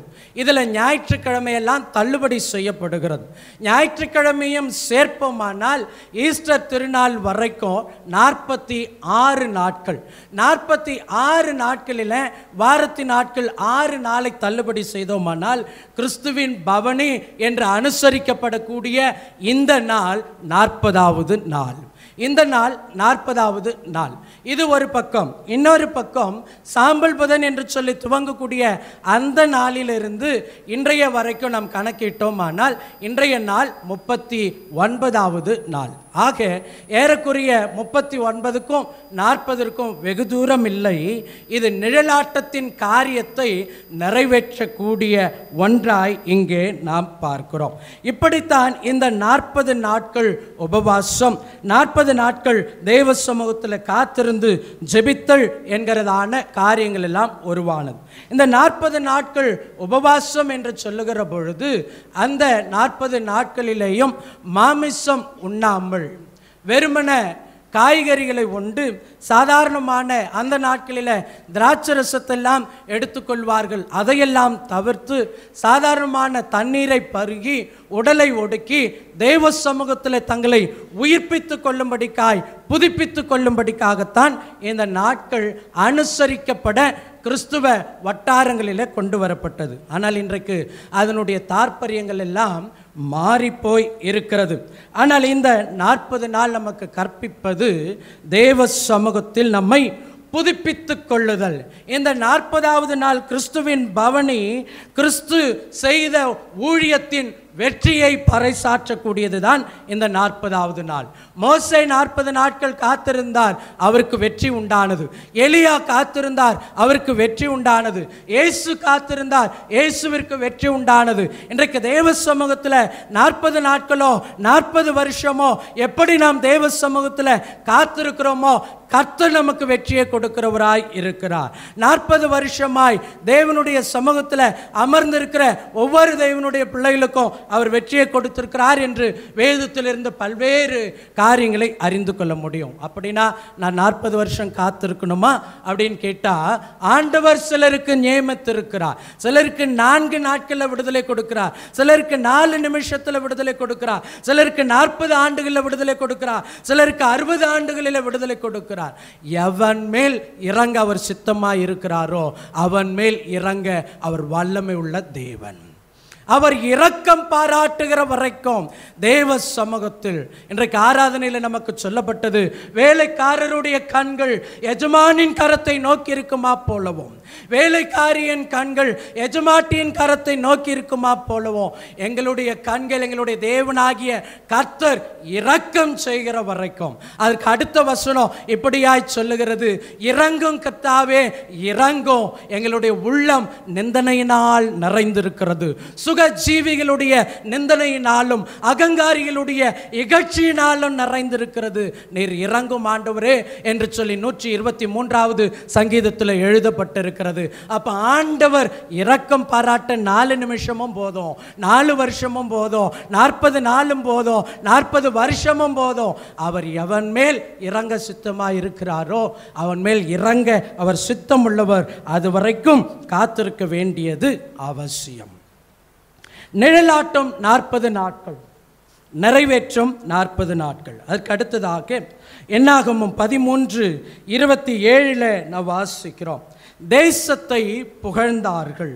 அவர்கள் மோசேயை நோக்கி, நீர் எங்களை அனுப்பின தேசத்துக்கு நாங்கள் போய் வந்தோம், அது பாலும் தேனும் ஓடுகிற தேசம்தான், இது அதனுடைய கனி என்று சொல்லி கானான் தேசத்தை குறித்து 40வது நாள் கழித்து வந்தவர்கள் தேசத்தை குறித்து புகழ்ந்து பேசுகிறார்கள். அந்த தேசம் என்ன? நீர் சொன்னபடி பால் ஓடுகிற தேசம். அங்கே நீர் சொன்னபடி அது என்ன? தேன் ஓடுகிற தேசம். நீர் சொன்னபடி கனிகள் நிறைந்த தேசம். எங்கேயும் செழிப்பு, பச்சை பசேர் என்று சொல்லி இருக்கிறது. இது கர்த்தர் கொடுத்த தேசம் என்று சொல்லி தேசம் தேசம் தேசம் என்று புகழாமல் தேசம்தான் அப்படின்னு புகழ்ந்திருக்காங்க. அப்படின்னு சொன்னால் அதுக்கு பின்னால் ஏதோ ஒரு காரியம் அடங்கி இருக்கிறது. இப்போ முதலாவது நாம் கற்றுக்கொள்ள வேண்டியது, இந்த திராட்சை குலையின் பவனியில் இந்த திராட்சை குலையை குறித்தும் அங்கே இருந்து கொண்டு வந்த அத்திப்பழங்களை குறித்தும் ஒலிவப்பழங்களை குறித்தும் மாதுளம் பழங்களை குறித்தும் தேசத்தை குறித்தும் அங்கே அவர்கள் புகழ்ந்து அங்கே தேவனுடைய அந்த தேசத்தை குறித்து கர்த்தர் சொன்னதை குறித்து புகழ்ந்து பேசுகிறார்கள். இந்த நிழலாட்டம் கிறிஸ்துவின் பவனில் எப்படி நிறைவேறுகிறது? லூக்கா 19:38 வாசிக்கிறோம். லூக்கா 19:38, கர்த்தருடைய நாமத்தினாலே வருகிற ராஜா ஸ்தோத்திரிக்கப்பட்டவர், பரலோகத்திலே சமாதானமும் உன்னதத்திலே மகிமையும் உண்டாவதாக என்று மிகுந்த சத்தத்தோட தேவனை புகழ்ந்தார்கள். இந்த பவனியில் கிறிஸ்துவை புகழ்கிறார்கள், அந்த பவனியில் தேசத்தை புகழ்கிறதை நாம் பார்க்கிறோம். அந்த கிறிஸ்துவின் பவனியில் எண்ணத்தை குறித்து புகழ்ந்தார்கள். யோவான் 12ஆம் அதிகாரம் 13 இருந்து 17 வசனம் வரை வாசிக்கிற பொழுது அங்கே ஏற்கனவே வாசித்த வேத வசனத்தோடு நின்று போய்விடாமல் அதற்கு பின்பு சொல்லப்பட்டிருக்கிறது, மரித்த லாசருவை உயிரோடு கூட எழுப்பினீர் என்று சொல்லி அந்த உயிர்த்தெழுதலை குறித்தும் கிறிஸ்துவை புகழ்கிறதை பார்க்கிறோம். இன்றைக்கு வேத பாடம் மத்தேயு சுவிசேஷம் 21 நாம் வாசித்த இடத்துல குருடர்களை அவர் சுகமாக்கினார், சப்பானிகளை நடக்க செய்தார், செவிடர்களை கேட்க செய்தார், இப்படியெல்லாம் சொல்லி கிறிஸ்துவை புகழ்ந்தார்கள். கிறிஸ்துவின் ஊழியத்தின் வெற்றியை குறித்து புகழ்ந்தார்கள். அங்கே நடைபெற்ற அற்புதங்களை குறித்து புகழ்ந்தார்கள். ஆண்டவராகிய இயேசு கிறிஸ்து காற்றையும் கடலையும் அமர்த்தினார் என்று புகழ்ந்தார்கள். பிசாசை அதட்டினார் என்று சொல்லி புகழ்ந்தார்கள். கர்த்தர் எல்லாவற்றிலிருந்தும் சுகம் கொடுத்தார் என்று சொல்லி பவனியிலே புகழ்ந்தார்கள். இதனுடைய நிழலாட்டத்தை தான் அங்கே கானான் தேசம் புகழப்பட்டதை குறித்து நாம் வாசிக்கிறோம். இந்த கிறிஸ்துவின் பவனி கிறிஸ்துவ வரலாற்றில் பாம் சண்டே என்று அழைக்கப்படுவது மட்டுமல்லாமல் லாசரஸ் சண்டே என்று சொல்லி சொல்லப்படுகிறது. ஏனெனில் லாசருவை குறித்தும் சாட்சி கொடுத்தார்கள் அந்த கிறிஸ்துவின் பவனியில். ஆகவே அப்படியும் அழைக்கப்பட்டு கிறிஸ்துவின் நாமத்தை பறைசாற்றுகிறார்கள். அப்போ இந்த பவனியை நினைவு கூறக்கூடிய இந்த நாளில் நாம் செய்ய வேண்டிய காரியம், எப்படி அந்த பவனியில் கிறிஸ்துவை குருடர்களை சுகமாக்கினார், பார்க்க செய்தார், செவிடர்களை கேட்க செய்தார், முடவரை நடக்க செய்தார் என்று சொல்லி கிறிஸ்துவை குறித்து புகழ்ந்தார்களோ, இந்த நாள் நாம் ரட்சிக்கப்பட்டு 10 ஆண்டுகள், 15 ஆண்டுகள், 20 ஆண்டுகள், 50 ஆண்டுகள், எவ்வளவு காலமானாலும் ஆகியிருக்கலாம். இதுவரைக்கும் கர்த்தர் நம்முடைய வாழ்க்கையில் செய்த நன்மைகள் எத்தனை என்று ஆராய்ந்து பார்த்து இன்றைக்கு தேவனை துதிக்கிற நாள். நாம் ஓசனா என்று சொல்லி பாடுகிறோம், மகிமை என்று சொல்லி பாடுகிறோம். அதோடு கூட நின்று விடாமல் இன்றைக்கு நாம் நேரத்தை ஒதுக்கி கர்த்தருக்கு நன்றி செலுத்தக்கூடிய நாளாக இந்த குருத்தோலை ஞாயிறு அமைய வேண்டும் என்பதைத்தான் இந்த வேத பாடம் நமக்கு கற்றுக் கொடுக்கிறது. அவர்கள் எல்லோரும் தேவனை புகழ்ந்தார்கள். அவர்கள் எப்படி புகழ்ந்தார்கள்? ஒலிவ கிளைகளையும் மரக்கிளைகளையும் என்று சொல்லி சொல்லப்பட்டிருக்கிறது. லூக்கா 19:37 வாசிக்கிறோம், ஒலிவ மலையின் அடிவாரம். மத்தேயில வாசிக்கிற பொழுது மரக்கிளைகள், மார்க்கில் வாசிக்கிற பொழுது மரக்கிளைகள். அந்த மரக்கிளைகள் என்ன? ஒலிவ மரக்கிளைகள். அப்போ என்னாகமத்தில் நாம் வாசித்தோம், ஒலிவ பழங்களும் கொண்டு வரப்பட்டது. இப்போ அந்த ஒலிவ பழத்திற்கு அடையாளம் இங்கே ஒலிவ இலைகள் கிறிஸ்துவின் பவனியில் பயன்படுத்தப்பட்டது. அங்கே ஒலிவப்பழம் மோசேக்கு முன்பதாய் கொண்டு வந்து வைக்கப்படுகிறது. இங்கே கிறிஸ்துவின் பவனியில் ஒலிவ இலைகள் கொண்டு வரப்படுகிறது. இப்படி அநேக நிழலாட்டங்களை நாம் அதில் கற்றுக்கொள்ள முடியும். இப்படி ஆண்டவர் செய்த ஏராளமான நன்மைகளை நாம் நினைத்து கர்த்தரை துதிக்கிற பொழுது நம்முடைய வாழ்க்கையில் இல்லாத அத்தனையும் நாம் பெற்றுக்கொள்ளுவோம். தேவன் நமக்கு கொடுக்க அவர் வல்லவராய் இருக்கிறார். அதுக்கு அடுத்தது என்னாகமும் 13:31 33 வரை நாம் பார்க்கிற பொழுது என்ன நடைபெற்றது? துர்ச்செய்தி பரப்பினார்கள். தேசம்தான் அப்படின்னு இழுத்தாங்க இல்லையா, அதுக்கு காரணம் இதுதான். துர்ச்செய்தி பரப்பினார்கள். என்னாகமும் 13:31 33 வரை வாசிக்கிற பொழுது அவர்கள் என்ன துர்ச்செய்தி சொன்னாங்க? அவனோடு கூட போய் வந்த மனிதரோ நாம் போய் வந்த ஜனங்களோட எதிர்க்க நம்மாலே கூடாது, அவர்கள் நம்மை பார்க்கிலும் பலவான்கள். நாங்கள் போய் சுற்றி பார்த்து வந்த அந்த தேசம் தன் குடிகளை பட்சிக்கிற தேசம். அதில் கண்ட ஜனங்கள் பெரிய ஆட்கள், அவர்கள் ராட்சித பிறவிகள், அவர்கள் ஏனாக்கியர்கள். அவர்களுடைய பார்வைக்கு நாங்கள் எப்படி இருந்தோம்? வெட்டுக்கிளிகளை போல் இருந்தோம் என்று சொல்லி அந்த தேசத்தை குறித்து துர்ச்செய்தி பரப்பினார்கள் என்று சொல்லி வசனம் சொல்கிறது. இந்த நிழலாட்டம் கிறிஸ்துவின் காலத்தில் லூக்கா 19:39 வரை வாசிக்கிற பொழுதும், லூக்கா 21:1-17 வரை வாசித்த வேத, மத்தேயு 21:1-17 வரை வாசித்த வேத பகுதியிலேயும் இந்த மனுஷர்களைப் போலவே வேதபாரர்களும் பரிசேயரும் சதுசேயரும் நியாயசாஸ்திரிகளும் எழும்பி குருடர்கள் சுகமாக்கப்பட்டார்கள் என்று சொல்லி தேவனை புகழ்வதை கண்டு இயேசுவினிடத்தில் முறையிடுகிறார்கள். இவர்கள் பேசுகிறதெல்லாம் தேவ தூஷணம் அல்லவா? இவர்கள் தேவனை மகிமைப்படுத்தாமல் பிதாவை மகிமைப்படுத்தாமல் உம்மையல்லவா மகிமைப்படுத்தி கொண்டிருக்கிறார்கள், இவர்களை நீர் கண்டிக்க வேண்டுமே என்று சொல்லி ஒரு கூட்டம் தேவனை புகழ்கிறது.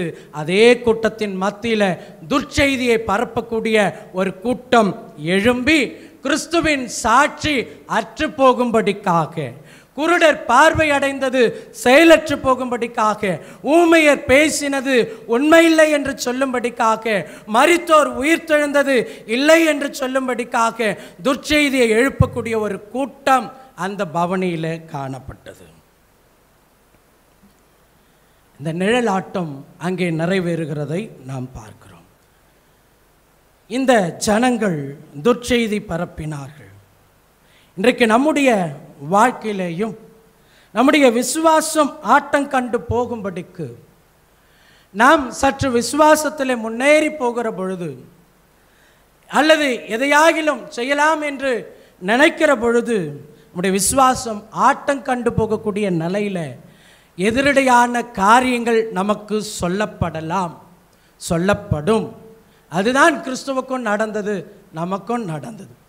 அதோடு கூட அது நின்று போவதில்லை. அடுத்தது அங்கே நடைபெற்றது என்ன என்று சொல்லி நாம் பார்க்கிற பொழுது துர்ச்செய்தியோடு கூட நின்று விடவில்லை.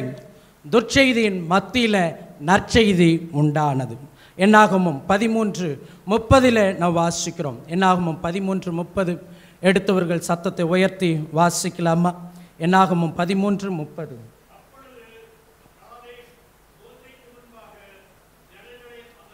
காலை மோசேக்கு முன்பாக ஜனங்களை அமர்த்தி நாம் உடனே போய் அதை சுதந்தரித்துக் கொள்வோம், நாம் அதை எளிதாய் ஜெயித்து கொள்ளலாம். போனவர்கள் கோத்திரத்துக்கு 2 தலைவர்களாக புறப்பட்டு போனார்கள். இதில் காலேப்பும் யோசுவாவையும் தவிர மற்ற 12 பிரபுக்களும் மோசேக்கு முன்பதாய் ஒட்டுமொத்த 12 கோத்திரத்தாருக்கு முன்பதாய் ஏறக்குறைய 24 லட்சம் மக்களுக்கு முன்பதாய் அவர்கள் கொண்டு வந்த செய்தி என்ன? மோசே சொன்னது போல கானானை நாம் சுதந்தரிக்க முடியாது. மோசே சொன்னது போல பால் ஓடுகிற தேசம்தான், தேன் ஓடுகிற தேசம்தான், அது வளமான தேசம்தான். ஆனால் அங்கே இருக்கிற ஆட்கள் பெரியவர்கள், அங்கே இருக்கிற ஆட்கள், ராட்சிதர்கள், அங்கே இருக்கிற பட்டணம் அரணிப்பான பட்டணம், அது பெரிய பட்டணம், அதை நம்மால் எதிர்க்க முடியாது என்று சொல்லி 10 பேர் சொன்ன பொழுது மெஜாரிட்டி 10 இருந்தது.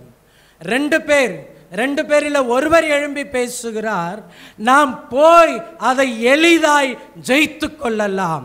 காலேப்பிற்குள் கர்த்தர் அந்த விசுவாசத்தை வைத்திருந்தார். இன்றைக்கு நம்மை சுற்றிலும் இருக்கிறவர்கள் அவிசுவாசத்திற்குண்டான காரியங்களை குறித்து பேசலாம். ஆனால் நமக்குள் விசுவாசத்தை துவக்குகிறவரும் முடிக்கிறவருமாகிய ஆண்டவராகிய இயேசு கிறிஸ்து என்றைக்கு நம்மை அழைத்தாரோ அல்லது என்றைக்கு நாம் அவரை கண்டு கொண்டோமோ அன்றைக்கு அவருடைய விசுவாசத்தை நமக்குள் வைத்திருக்கிறார். அந்த விசுவாசத்தில் ஸ்திரப்பட்டு நின்று நான் ஜெயிப்பேன், கர்த்தர் எனக்கு செய்வார், கர்த்தர் என்னை பலப்படுத்துவார் என்று சொல்லி தைரியமாய் காலேப்பை போல சொல்லக்கூடிய மக்களை கர்த்தர் இன்றைக்கு எதிர்பார்த்து கொண்டிருக்கிறார். காலேப் எழும்பி சொன்னான். பொதுவாக ஒரு இடத்துல பெரும்பான்மை தான் ஜெயிக்கும், ஆனால் இந்த இடத்துல சிறுபான்மை தான் ஜெயித்தது. காரணம், அவனுக்குள் கர்த்தர் இருந்தார். காரணம், அவனுக்குள் கர்த்தர் செய்வார் என்கிறதான விசுவாசம் இருந்தது. இன்றைக்கு நாம் சிறிய கூட்டமோ பெரிய கூட்டமோ அற்பமானவர்களோ எப்படிப்பட்டவர்களோ அது அப்பாற்பட்ட விஷயம். சமுதாயம் நம்மை மாறுகண்ணை கொண்டு பார்க்கலாம். நம்மை காண்கிற தேவன், நீர் என்னிடத்தில் விசுவாசமாய் இருக்கிறாயாம். புதிய ஏற்பாட்டு 4 சுவிசேஷங்களிலும் ஆண்டவர் செய்த எல்லா அற்புதங்களிலும் அவர் கேட்கிற ஒரே ஒரு கேள்வி, நீ என்னை விசுவாசிக்கிறாயா என்று சொல்லி. இன்றைக்கு ஏராளமான அற்புதங்களுக்காக தேவைகளுக்காக தேவ சமூகத்தில் காத்து கிடக்கிற நம்மை பார்த்து, நமக்கு முன்பதாக இருக்கிற பணத்தேவை பெரிதாக இருக்கலாம், நமக்கு முன்பதாக இருக்கிற பிரச்சனைகள் ராட்சிதர்களை போன்று இருக்கலாம், நமக்கு முன்பதாக இருக்கக்கூடிய காரியங்கள் நம்முடைய புத்திக்கு அப்பாற்பட்டதாக இருக்கலாம். அவைகளை பார்க்கலும் நமக்குள் இருக்கிற விசுவாசம் பெரியது. நம்மை அழைத்த தேவன் பெரியவர். அவர் நம்மை கொண்டு சகலவற்றையும் செய்ய வல்லமை உள்ள தேவனாய் இருக்கிறார். அந்த விசுவாசத்தில் வளருவதற்குத்தான் இந்த கிறிஸ்துவின் பவனி நமக்கு கற்றுக் கொடுக்கிறது.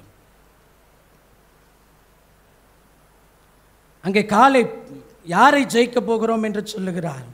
28, 29வது வசனத்தில் வாசிக்கிறோம். அந்த தேசத்தில் குடியிருக்கிற ஜனங்கள் பலவான்கள், பட்டணங்கள் அரணிப்பானவைகள், மிகவும் பெரியவைகள். ஏனாக்கின் குமாரர்கள் அங்கே இருக்கிறாங்க. தெற்கு புறமா அமலேக்கியர் இருக்கிறாங்க, ஏத்தியர் இருக்கிறாங்க, எபூசியர், எமோரியர், கானானியர், இவர்கள் எல்லாம் இருக்கிறார்கள். இத்தனை ஜாதி ஜனங்களையும் ஜெயிப்பேன் என்கிறதான விசுவாசம் காலேப்பிற்குள் இருந்தது.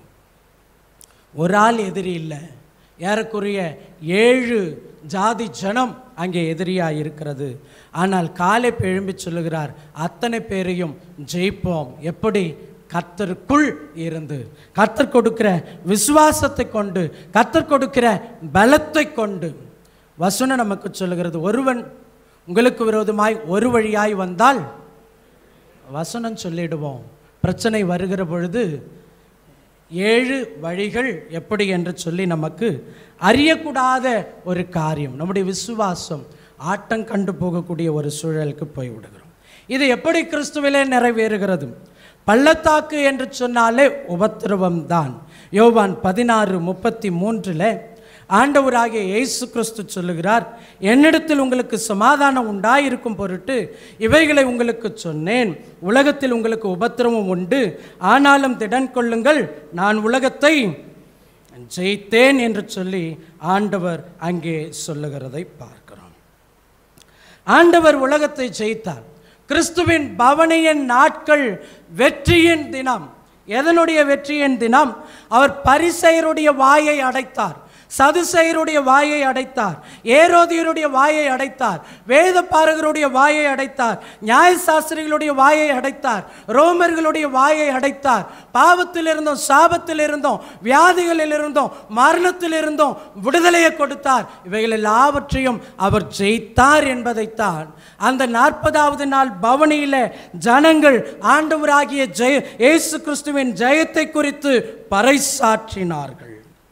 அப்போ இன்றைக்கு கிறிஸ்துவின் பவனியை நினைவு கூறக்கூடிய நம்முடைய வாழ்க்கையில் நாம் ஜெயிக்கிறவர்கள் என்கிறதான காரியம் நாம் கற்றறிந்து கொள்ள வேண்டியதாய் இருக்கிறது. எபிரேயர் 11:33 வாசிக்கிறோம். விசுவாசிகளுடைய பட்டியல் அல்லது விசுவாச வீரர்களுடைய பட்டியலில் நாம் வாசிப்பது எபிரேயர் 11:33, விசுவாசத்தினாலே அவர்கள் ராஜ்யங்களை ஜெயித்தார்கள். இப்போ நமக்கு கிறிஸ்தவர்களுக்கு கொடுக்கப்பட்டிருக்கிற இன்னொரு பெயர் விசுவாசிகள். அநேக சூழலில் என்னவாகி விடுகிறது? விசுவாசம் காணாமல் போய்விடுகிறது. விசுவாசத்தை எடுத்துட்டு அடுத்தது மீதி இருக்கிறது என்னது? பிரித்து எழுதுக அப்படின்னு தமிழ் டீச்சர் கொடுக்குறாங்க. விசுவாசிகள் அப்படின்னா எப்படி பிரித்து எழுதுவோம்? விசுவாசம் ப்ளஸ் கல் மட்டும்தான் இருக்குது. விசுவாசம் காணாம போயிடுது. அநேக நேரத்தில் என்ன ஆயிடுது? விசுவாசம் காணாமற் போய்விடுகிறது. ஆனால் காலேப் ஜெயித்தது விசுவாசத்தை கொண்டு. இன்றைக்கு தேவனுடைய பிள்ளைகளாகிய நாம் எல்லாவற்றையும் ஜெயிப்பதற்கான தெய்வ பலத்தை நமக்கு கொடுத்திருக்கிறார். எதை கொண்டு? விசுவாசத்தை கொண்டு. 1 யோவான் 5:4 வாசிக்கிறோம், தேவனால் பிறப்பதெல்லாம் உலகத்தை ஜெயிக்கும், நம்முடைய விசுவாசமே உலகத்தை ஜெயிக்கிற ஜெயம். யாருடைய விசுவாசம்? பக்கத்தில் இருக்கிறவர்களுடைய விசுவாசமா? என்னுடைய விசுவாசம்தான் என்னுடைய காரியங்களை ஜெயிக்க முடியும் என்று சொல்லி கிறிஸ்து பவனியில் எல்லாவற்றையும் வெற்றி சிறந்தார். அதோடு கூட நின்று போகாமல் புனித வெள்ளி என்று சொல்லி அழைக்கப்படக்கூடிய பாடு மரணங்களில் சிலுவையில் அவர் வெற்றி சிறந்தார். அதோடு கூட நின்று போகாமல் ஈஸ்டர் திருநாள் என்று சொல்லி உயிர்த்தெழுதல் ஆராதனையில் ஆண்டவர் மரணம் என்கிற சத்துருவை அவர் ஜெயித்து வெற்றி கண்ட தேவனாய் இருக்கிறார்.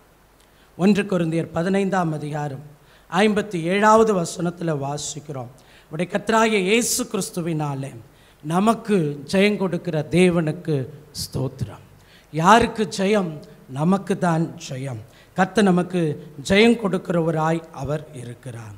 நிழலாட்டத்தின் பவனி எருசலேம் எப்ரோனிலிருந்து துவங்கியது. இங்கே கிறிஸ்துவின் பவனி எருசலேம் பெத்தானியாவில் துவங்கினது.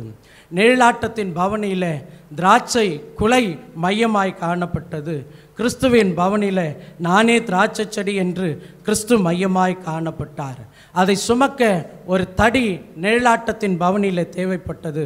கிறிஸ்துவின் பவனியில் ஒரு கழுதை தேவையாய் இருந்தது. நிழலாட்டத்தின் பவனியில் ஒரு தடி தேவை. கிறிஸ்துவின் பாடு மரணங்களில் சிலுவை தேவை. நிழலாட்டத்தின் பவனியில் சுமப்பதற்கு 2 பேர் தேவை. கிறிஸ்துவின் பவனியில் கண்டுபிடிப்பதற்கு 2 பேர் தேவை. கிறிஸ்துவின் நிழலாட்டத்தின் பவனியில் 2 பேர் தேவை. கிறிஸ்துவின் மரணத்தில் 2 பேர் அங்கே அடிக்கப்பட்டார்கள். நிழலாட்டத்தின் பவனியில் தேசத்தை புகழ்ந்தார்கள். கிறிஸ்துவின் பவனியில் கிறிஸ்துவை புகழ்ந்தார்கள். நிழலாட்டத்தின் பவனியில் துர்ச்செய்தி பரப்பினார்கள். கிறிஸ்துவின் பவனியில் துர்ச்செய்தி பரப்பப்பட்டது. நிழலாட்டத்தின் பவனியில் காலேப் ஜெயம் கொண்டார். இங்கே கிறிஸ்துவின் பவனியில் கிறிஸ்துவும் ஜெயம் கொண்டார்.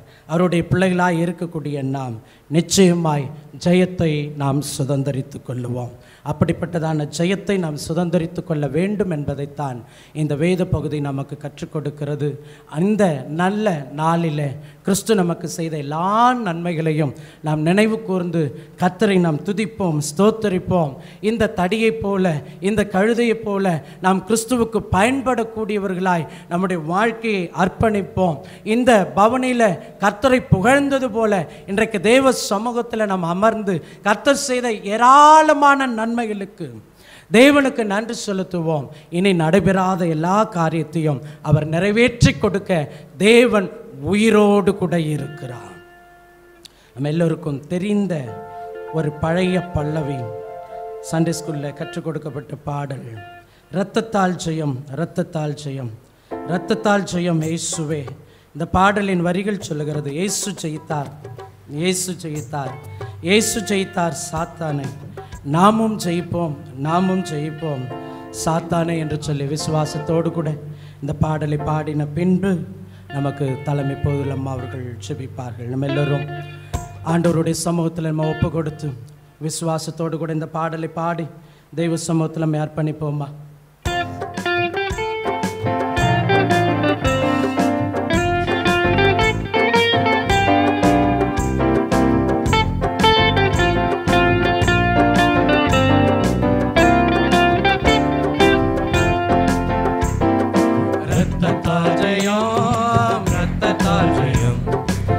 ரத்தத்தால் ஜெயம் இயேசுவே.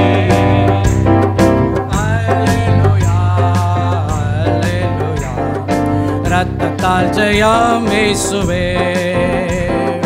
இயேசு ஜெயித்தார், இயேசு ஜெயித்தார், இயேசு ஜெயித்தார் சாத்தானை. அல்லேலூயா அல்லேலூயா. இயேசு ஜெயித்தார் சாத்தானை. நாமும் ஜெயிப்போம், நாமும் ஜெயிப்போம், நாமும் ஜெயிப்போம் சாத்தானை. அல்லேலூயா அல்லேலூயா. நாமும் ஜெயிப்போம் சாத்தானை.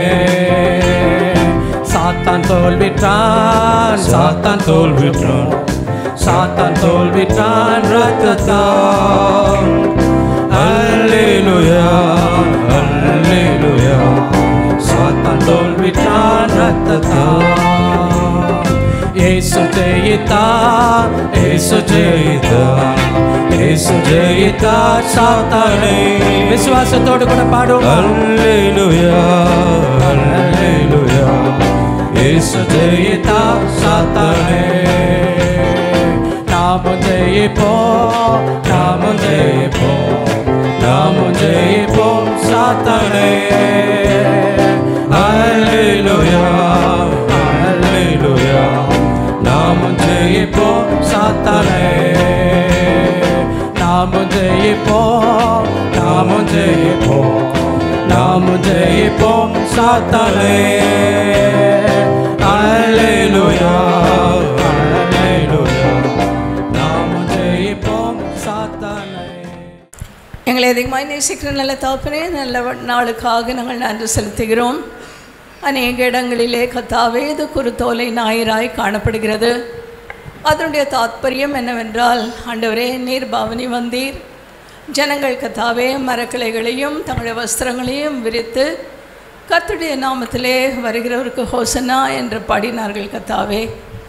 நாங்களும் கர்த்தாவே இந்த நாளிலே ஹோசன்னா ஹோசன்னா என்று சொல்லி ஆண்டவரே கர்த்தருடைய நாமத்தில் வரப்போகிறவராகிய உம்மை நாங்கள் கர்த்தாவே நாங்கள் எதிர்நோக்கி இருக்கிறோம் சுவாமி. அந்த நாள் எப்பொழுது வரும் என்று தெரியவில்லை சுவாமி. எங்களை நீர் அழைத்திருக்கிறீர். நாங்கள் உம்முடைய புகழை பாட வேண்டும் என்று கர்த்தாவே நீர் எங்களை நியமித்திருக்கிறபடியால் நாங்கள் நன்றி செலுத்துகிறோம். அந்த கழுதையை போல கர்த்தாவே நாங்கள் சுமந்து ஆண்டவரே அந்த கழுதைக்கு கர்த்தாவே எவ்வளவோ கனம் வந்தது. நீர் அந்த கழுதையின் மேல் ஏறி இருந்தபடியினால் நாங்களும் ஒரு விதத்திலே கட்டப்பட்ட கழுதைகளாகத்தான் இருக்கிறோம் கர்த்தாவே. கட்டப்பட்டவர்கள் எல்லாம் கர்த்தாவே ஆண்டவரே நாங்கள் உம்மை நினைக்க வேண்டும் கர்த்தாவே. கட்டவிழ்க்கப்பட வேண்டும் கர்த்தாவே. காயம்பட்டவர்கள் எல்லாம் கர்த்தாவே கல்வாரி அண்டை வர வேண்டும் என்று சொல்லப்படுகிறது.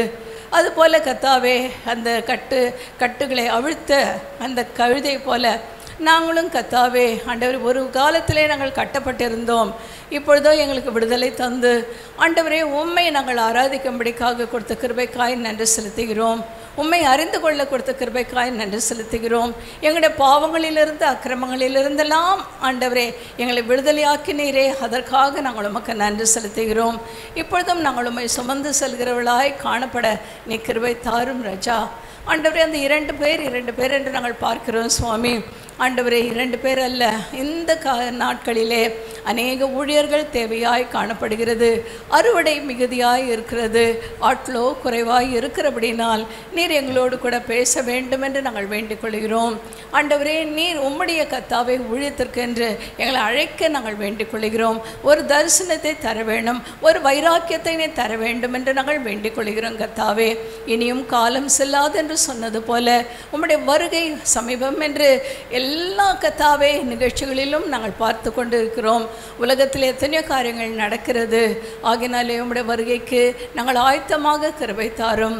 உம்முடைய கர்த்தாவே உம்முடைய வார்த்தைகளை நாங்கள் சுமந்து செல்லும் பிள்ளைகளாய் இருக்க நீர் எங்களுக்கு கிருபை தர வேண்டுமாய் வேண்டிக் கொள்கிறோம். இந்த நல்ல நாளிலே கர்த்தாவே ஆண்டவரே பழைய ஏற்பாட்டையும் புதிய ஏற்பாட்டையும் இணைத்து ஆண்டவரே சொன்ன எல்லா கர்த்தாவே உண்மைகளுக்காக நன்றி செலுத்துகிறோம். எல்லா நிழலாட்டங்களுக்காக கூட நாங்கள் நன்றி செலுத்துகிறோம். எல்லா எல்லா வசனங்களும் கோர்வையாய் எங்களுக்கு அளித்த உமது அடியானுக்காய் கூட நன்றி செலுத்துகிறோம். உமது ஜனங்கள் இதனாலே பயன் பெற்றிருப்பார்கள் என்று நாங்கள் விசுவாசிக்கிறோம். எங்களுடைய உள்ளான மனுஷன் கட்டப்பட ஆண்டவரே இந்த வசனங்கள் உதவியாக இருக்கிறதற்காய் நன்றி. இப்பொழுதும் ஆண்டவரே இந்த நல்ல நாளிலே எங்களை நாங்கள் ஒப்புக் கொடுக்கிறோம். நீர் கர்த்தாவே, நீர் எங்களை வழிநடத்தும் சொன்ன வார்த்தைகள் எங்களோடு கூட பேச வேண்டும் என்று, கிரியை செய்ய வேண்டும் என்று கர்த்தரும் ரட்சகருமாக இயேசு நாமத்தில் கேட்கிறோம்.